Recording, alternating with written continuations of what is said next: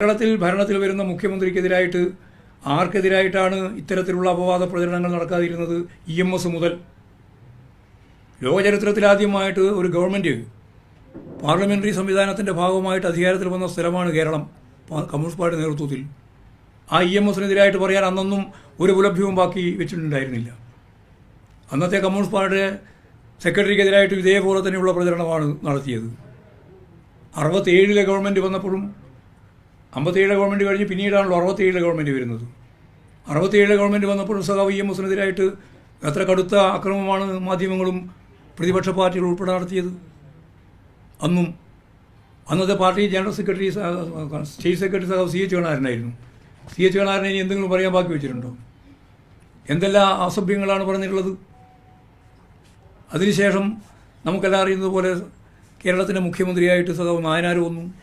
നായനാർ വന്നപ്പോൾ നായനാർക്കെതിരായിട്ട്, അന്നത്തെ പാർട്ടി സെക്രട്ടറിക്കെതിരായിട്ട്, അന്ന് പിണറായി വിജയൻ സെക്രട്ടറി ആയിരുന്നു, പിണറായിക്കെതിരായിട്ട്, VS വന്നപ്പോൾ VSനെതിരായിട്ട്, അന്നത്തെ പാർട്ടി സെക്രട്ടറിക്കെതിരായിട്ട്, ഇങ്ങനെ ഗവൺമെൻറ്റിന് നേതൃത്വം കൊടുക്കുന്ന പാർട്ടി നേതൃത്വത്തിനും പാർട്ടിക്ക് നേതൃത്വം നൽകുന്ന നേതാക്കൾക്കുമെതിരായി നിരവധിയായ ആരോപണങ്ങളും ആക്ഷേപങ്ങളും ഉന്നയിച്ചുകൊണ്ട് തന്നെയാണ് ബൂർഷ്വാ പാർട്ടികളും അതുപോലെ തന്നെ പ്രസ് മാത്രമല്ല ഇപ്പോഴും മാധ്യമങ്ങളാകെ മുന്നോട്ടേക്ക് വന്നിട്ടുള്ളത്.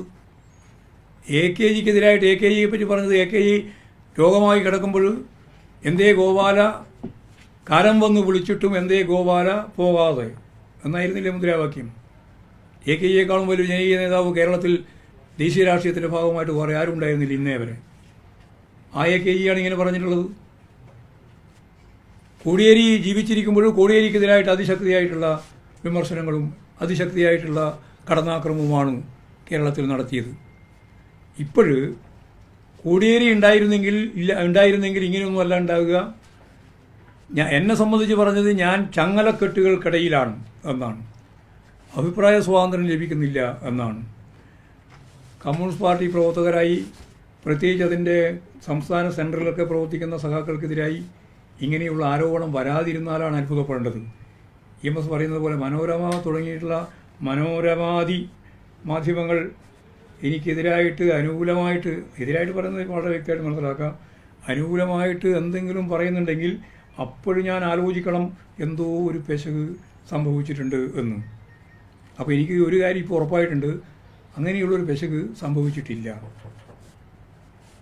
ശരിയായ ദിശാബോധത്തോടുകൂടി തന്നെ പാർട്ടിയെ മുന്നോട്ടേക്ക് നയിക്കാനുള്ള ശ്രമമാണ് പാർട്ടി നേതൃത്വമാകെ കൂട്ടായിട്ട്, ഒറ്റക്കൊറ്റക്കൊന്നുമല്ല പാർട്ടി നയിക്കുന്നത്, കൂട്ടായിട്ട് തന്നെയാണ്. ഇതിനിടെ പ്രസിദ്ധീകരിച്ച ഒരു നോവലുണ്ട്. ആ നോവല് പുതിയ രീതിയിൽ എഴുതപ്പെട്ട മഹാഭാരതത്തിൻ്റെ കഥകളെ അടിസ്ഥാനപ്പെടുത്തി എഴുതിയ ഒരു നോവലാണ്. നിങ്ങൾക്ക് ആർക്കെങ്കിലും കിട്ടിയോന്ന് എനിക്ക് അറിയില്ല. നല്ല വായനക്കാരുണ്ടെങ്കിൽ കിട്ടിയിട്ടുണ്ടാവും. അത് ആത്രേയം എന്ന് പറയുന്ന പുസ്തകമാണ്. ആത്രേയം അത് എഴുതിയിട്ടുള്ളത് വളരെ പ്രശസ്തമായ ഒരു നോവൽ. ഇതിന് മുമ്പ് എഴുതിയിട്ടുള്ള കല്യാണിയും ദാക്ഷായണിയും എന്നു പേരുള്ള 2 സ്ത്രീകളുടെ കഥ 25ാമത്തെ എഡിഷനാണ് ഇപ്പോൾ. നല്ല വായനക്കാരുണ്ട് നടത്തും. അതിലൊരു കഥാപാത്രത്തെ പറ്റി പറയുന്നുണ്ട്. ഒരു ചില്ലി കമ്പാണെങ്കിൽ ചവിട്ടി അരക്കാം. മഹാഭാരതത്തിൻ്റെ കഥയുമായി ബന്ധപ്പെട്ടാണ്. എന്നാൽ ഒരു കെട്ട് കമ്പ്, ചില്ലിക്കമ്പ് ചവിട്ടി അരക്കാനാവുന്നതല്ല. കമ്മ്യൂണിസ്റ്റ് പാർട്ടിയുടെ സവിശേഷത ഏതാണ്? ഒരാളല്ല, നേതൃത്വത്തിൻ്റെ ഭാഗമായിട്ട് ചൂണ്ടിക്കാണിക്കുന്ന ഒരാളല്ല, അതെല്ലാം കൂടിച്ചേർന്ന ഒരു പാർട്ടി നേതൃത്വവും പാർട്ടിയുമാണ്. ദശലക്ഷക്കണക്കിന് മനുഷ്യർ ചേർന്നതാണ് ഈ പ്രസ്ഥാനം.